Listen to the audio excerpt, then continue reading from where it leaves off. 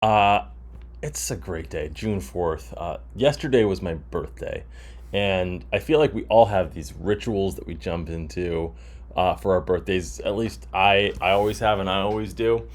And usually it's stupid stuff for me. I used to always deadlift my body weight for reps, for the reps of my age. So like I would, if I'm 240, I would deadlift 240 for 39, right?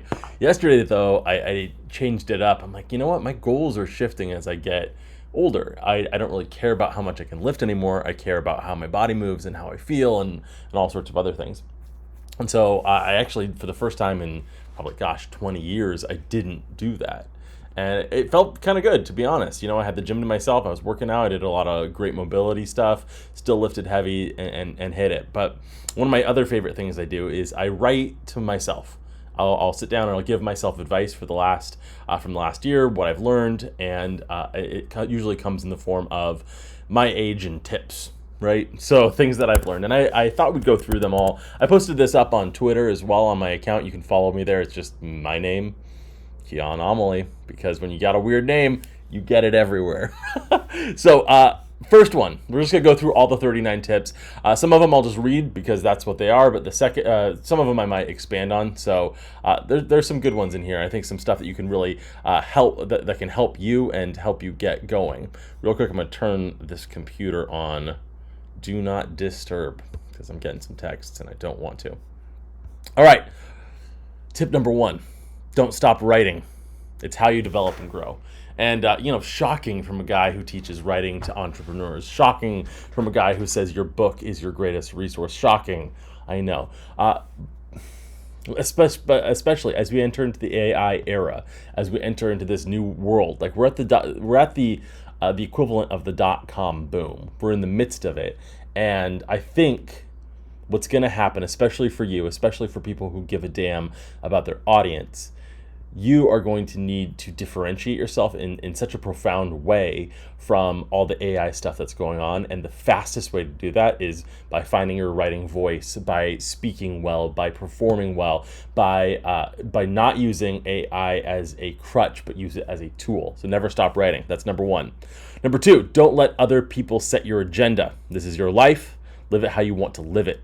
Listen to the mistakes of your elders. It's foolish to ignore tradition, but don't let them define you. I think this is one of probably the biggest things that you can focus in on is deciding what you want to do with your life. If you choose to not to outsource your life to someone else, you'll wake up maybe 5 years from now, maybe 20 years from now, saying, "Oh gosh, what did I do? Oh my gosh, what did I do? How did I get in this position? I feel terrible." And that's because you went in the direction that you did not want to go in. And so whatever your life is, like find a dream and shoot for it. And if you don't know what that dream for your life is, like, gosh, I don't know what the dream for my life is. Find what the dream for your day is. Decide what that is and then move forward, move towards that, and try lots of stuff. If you tried, the office life, you thought you wanted to make a lot of money, you want to be, a finance guy, right? And you hate it, leave. Do something else. Who cares, right? If you didn't make it. No one cares if they made it, right? And then next up, moving on. Sorry, I just needed to make sure I actually hit the record button on this because sometimes I forget. Number three, fall in love with your friends. Love isn't just intimacy, it's how you treat people and let them into your life. I did this poorly for a long time. I was such a bad friend. I focused on my work for so long that I let friends fall to the side. I was so caught up in being the dude and being the man and making myself out of something. I saw everyone as a potential client, not as someone who could be a friend and live into my life. Because what is life without good friends to share what you have with? Number four, know the difference between working for someone and working towards something. They are not the same. A job is not necessarily moving you towards what you want in life. That's kind of going back to that dream of something wonderful and aim for it single-mindedly. That's a Jordan Peterson rule for life. But know the difference, right? If you're working towards something that you truly want in life or working for someone else, like they might be diametrically opposed, and you have to understand when you need to cut things out of your life. Number 5, lift weights, do cardio, and don't eat like an asshole. You've got some nerve treating your body like you get to return it for a new one. There are no exchanges. There's only you, so you better get after it. 6, play sports for as long as you can. It's fun, and competition lets you work a unique part of your brain. I recently picked up rugby again, and man, it's so much fun just to run around and play with people and have a good time. It makes me feel good again to play. And that's why I think you need athletic competition. Bocce ball is fine. Tennis amps it up. Golf, a little bit, sure. But when you're running around and you're playing sports with others, team sports, you know what? There's nothing else like it on the planet, and it reconnects you with community. So don't overlook that. 7, choose who you'll follow wisely. Who you follow is where you'll end up. So every mentor you pick up is going to take you in the direction that they are going, right? And if you don't want to go in that direction, then do not follow them. You can pick up an idea, then move on, right? Like for me, I used to want to be the guy, have the business, and so I followed the guys and with the business, right? I followed the Hormozis of the world. I followed, back in the day, there were other gurus in the fitness industry, and I followed them. And I realized, probably more later on in my career than I should have, that my goal isn't to be the guy, it's to have the lifestyle. I want to have ultimate time freedom. I want to be able to do what I want, with who I want, where I want to. And that's that's it for me now, is choice. Number 8, getting a little political on you. Trust people, not institutions. Governments, corporations, they are faceless. They cannot be held accountable, but people can be. So put your trust in humans. Put your trust in the things that are palpable, the people you can call out, not these large corporations, not these large governments or organizations or NGOs. They do not have your best interests at heart, oftentimes, and when they don't, you cannot hold them accountable. Number 9, don't lie. Period. What you say defines how you see the world. When you lie, you create a false world for yourself and for others. It's incredibly important. Don't lie, or at least, tell the truth. Right? You don't always have to be spouting what is real in the moment. You don't always have to be, just like always telling the truth. But at least, the very, very least, don't tell a lie. Number 10, start your day like you have purpose. Finish working before you're exhausted. Give your kids the best of you, not the tired version of you. Again, this goes back to what you want out of life, but trust me when I say that if you wake up with purpose, not hungover, not like, oh, I have 14 alarms, Michael. Not like, oh, goodness, like, this is the worst day of my life. This goes back to the dream. You want to live a life that has meaning. You want to live a life that has purpose. Like, go do something. And then when you get home, so many people are just dragging that their family gets the worst of them. Give them the best of you. Save the best for the people who make your life wonderful. Don't give them give them the short end of the stick. Don't shortchange them. These are the people who love you and who you love. Number 11, before you have kids, travel. Wake up early. Have sex as often as possible. Hell, actually, this is good advice for after kids too. Make this world is your oyster. You should play in it. 12, you don't have to be the expert. It's okay to be the novice. Grandstanding makes you look wimpy. Admit it. If you don't know, you don't know. Move on with your life. Go for it, okay? 13, on decision making. Take your time. Listen to wise counsel, but in the end, trust your gut. It's your life, not theirs. Your choices make your path. Pretty good advice there. Make decisions that are for you, not for others, right? 13, read stupid books. You'll learn more from Twilight than you realize. Also, this should go as a given, read great books. I learned so much from Twilight. Mostly the biggest lesson is that Twilight exists. People love it. And it's a pile of garbage, and yet it made millions and millions of dollars. If she can do it, so can I, right? If that's all you get out of it, it's pretty good. 15, play the game. Life's supposed to be fun. 16, this goes back to friends. Be the friend you wish you had. Call people. Ask them to coffee. Be there for them. Use the calendar reminders on your phone for important dates, right? Be the guy that, like when someone just makes you smile and laugh and you're like, man, I love that guy. Think about what did they do that made me feel so special, and then replicate it, right? Do that again. Be the person. Don't be afraid like, oh, I don't want to be overbearing. No one wants to hang out with me.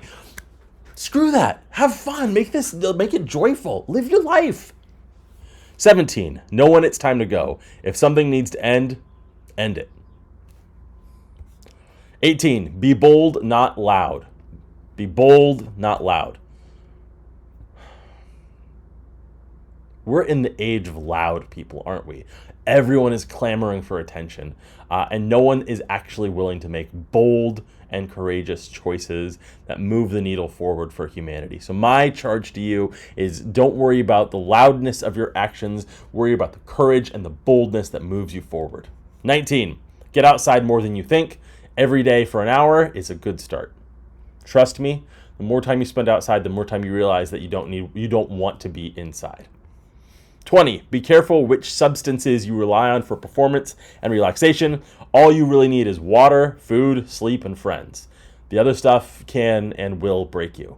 I'm talking about everything on the spectrum, from caffeine to alcohol to, weed or whatever. Like, be careful. Like, if you are allowing something to have control of your life in some way, you are only as strong as your weakest link. So if you need a cup of coffee to wake up, you're only as strong as that cup of coffee. If you need to have a cigarette to calm your nerves, you're only as strong as that cigarette. I'm not saying don't enjoy those things, right? Enjoy them, but don't let them control you. If it's your thing, go all in. Never reserve just a little bit, just in case. You'll always wonder what would happen if you had put your all into it. And you'll always have an excuse as to why it didn't work. Right? Like, oh, I didn't try all the way, dude. Like, I could have done it, but I didn't give it my all. I had a friend who did that all the time. Like, he's like, if I had really tried, I could have done it. I could have been there. It's like, no, dude. Then you're reserving yourself. You're not giving life your all. You are sucking, right? And you will never know how far you could have gone if you don't give it your all. So dive head first. Let's do this, right? 22. And this is real advice. Give your best stuff away for free. Your audience is still going to need your help. Trust me. Like, I always see stuff like this. Like, people are reserving, like, oh, my super secret thing. You have to join my $4 billion coaching group to get access. And it's just this little, like, tweak on something that's already known. But if you give away your best stuff, people use it and they trust you. And then they realize, like, oh my gosh, if he's giving this away for free, what do they have in the back end? And if you have nothing else, that's fine. They're still going to want to come to you for execution and for coaching. Okay? Hold on real quick.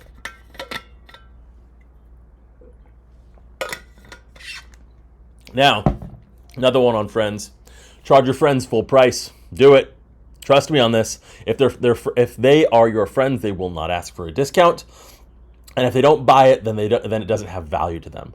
Now, by all means, give it to them for free if it's something consumable, whatever. But trust me when I say that if you give them a service for free, they will not value it and they will not use it. You can have a standardized friends and family deduction, right? Hey, everything is 25% off for friends and family. But most of your friends, hopefully, will say, you know what? Thanks so much. I want to pay full price because I believe in you and I want to pay you because I want my money to go to people I believe in. And I want to see them succeed. 24. The freedom to choose is the first of God's gifts. Hold on, let's read that again. 24. The freedom to choose is the first gift God gave to us. Never rob someone of it. Don't speak for other people. Don't make choices for other people. Let them have their agency. Especially children, right? Like, we're robbing kids left and right of their agency to be kids and play. By goodness, don't force them to make adult decisions when they're 4, right? Like this gobbledygook that's going on right now. Don't force them to jump into our conversations, right? Allow kids to be kids. Allow adults to be adults, and be free to make your own choices. That is the greatest thing that I think we have as Americans, is the ability to choose, and our agency, free association, right? And so it's a gift. Allow people to utilize it. Never steal it from them. 25, don't hold a grudge. It makes things hurt longer. 26, and don't fall for it again.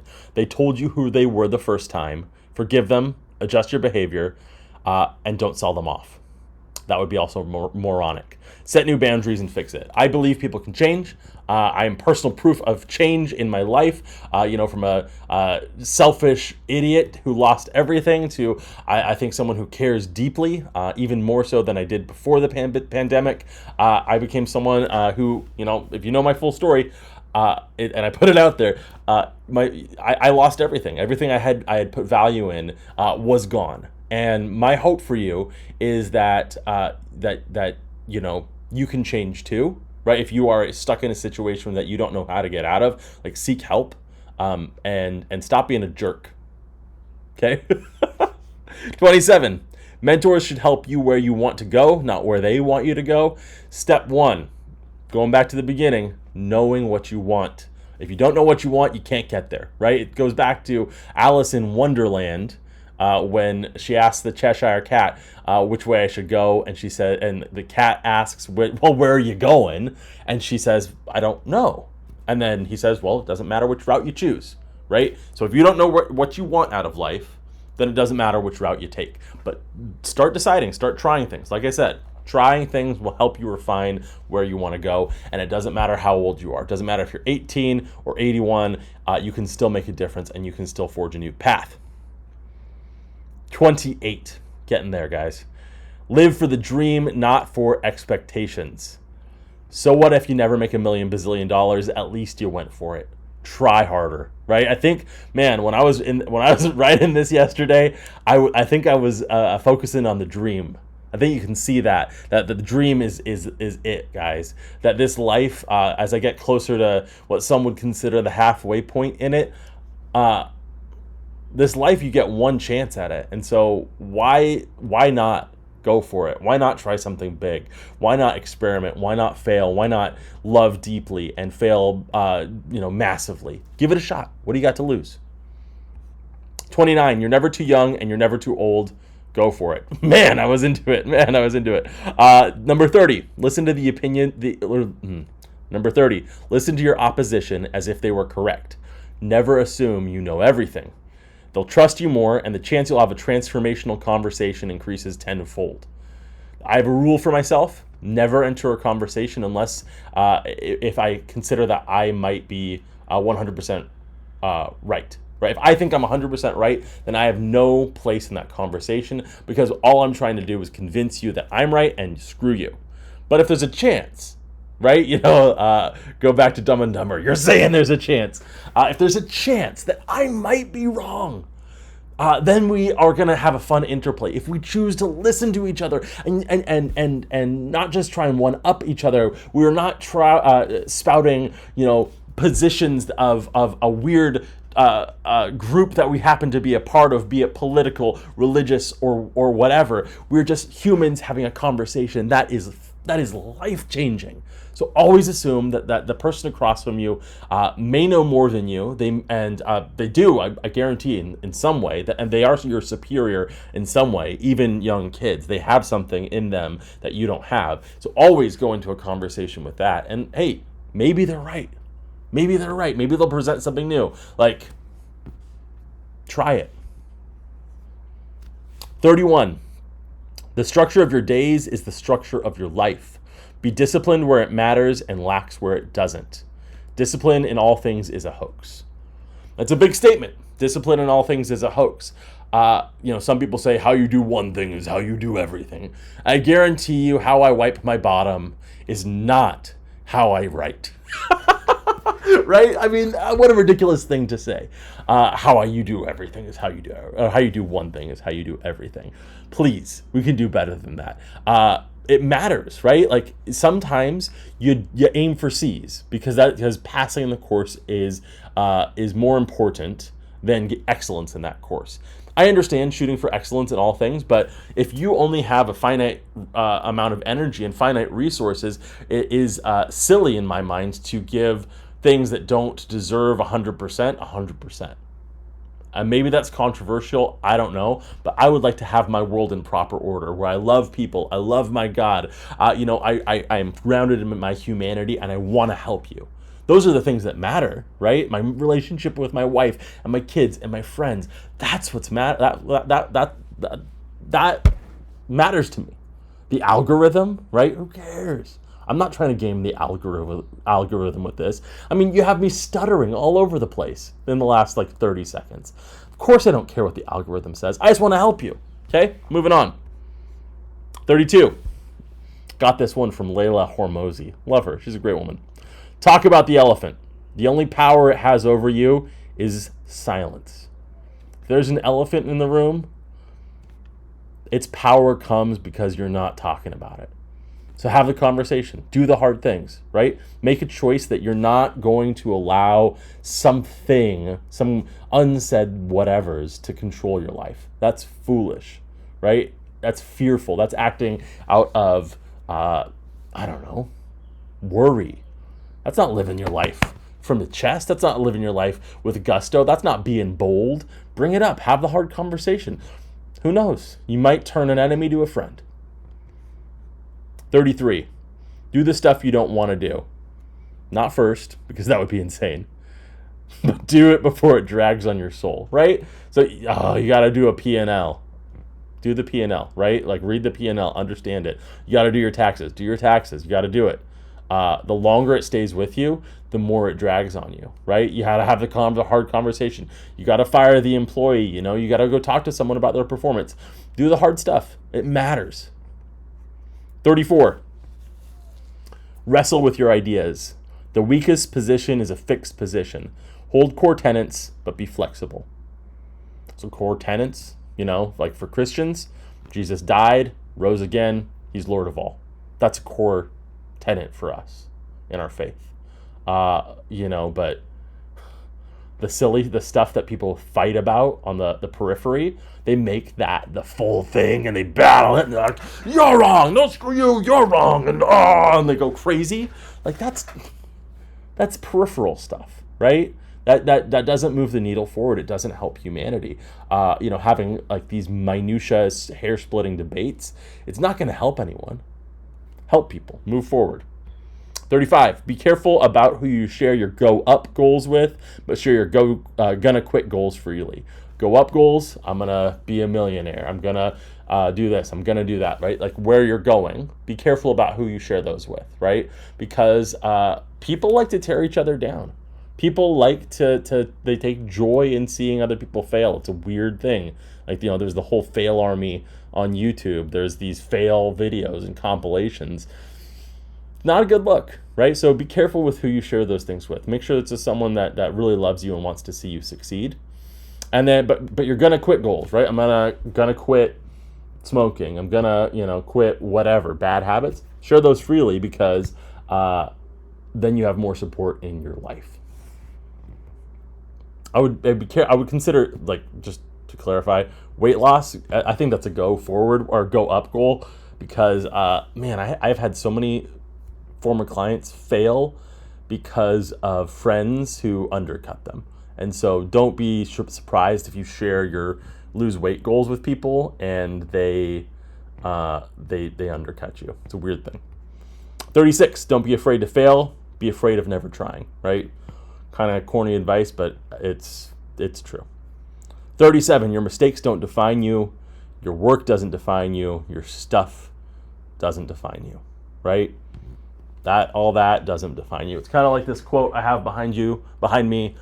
You probably can't read it, but it's from Justin McRoberts. It says, "My natural posture is not rest, nor is my natural posture work. My natural posture is beloved." Now, regardless of your faith background, I think we can all agree that is our posture, right? We sit in the posture of love. That is where we are most at home, right? It's not what you do. It's not what you don't do. It's not watching Netflix, scrolling. It's not going for gold. See? It's not none of that. It's just understanding that you are beloved. There you go. 38. 2 more. Spend more time sitting and thinking. You need less stimulation and more time in silence. We live in a busy world. You are constantly surrounded by stuff. So take a deep breath, breathe into it, and relax. Pray, meditate, reconnect. Go outside on a hike without your phone. Make sure someone knows where you are. But do those things. You'll be enriched. And 39. Live life dangerously. Not stupidly, of course. That would be stupid. But live life dangerously. Live it like you want to end this thing spent. There's a quote from a book. It's called Through Gates of Splendor. It's this man, Jim Elliot, and he was a missionary to this tribe in forget where. And he had written in his journal, and the tribe ended up over a misunderstanding murdering him, and so his wife wrote his memoirs. And the quote says, "When the time comes to die, make sure all there is left to do is die." I think about that a lot. Like, what is left unsaid? What have I left undone because I haven't taken the dangerous route? It's a lot to think about, and it will weigh on you if you don't take the dangerous route, if you don't do the dangerous things. What would this world be like if you don't do those things? Love dangerously. Be vulnerable with your friends and your loved ones and your wife or your husband. What's life without them? So show them you love them. I hope that was helpful. I hope you got something out of that. I know it was a bit of a longer one today. We hit almost half an hour. But you know what? If you made it through, congratulations, you did it. If you didn't make it through, well, you're not going to hear this anyway. But thank you. Thanks for giving me your time. And I hope you make something of it. I like this kind of stuff, and I hope it helps. But as always, that's enough for now. Go write something.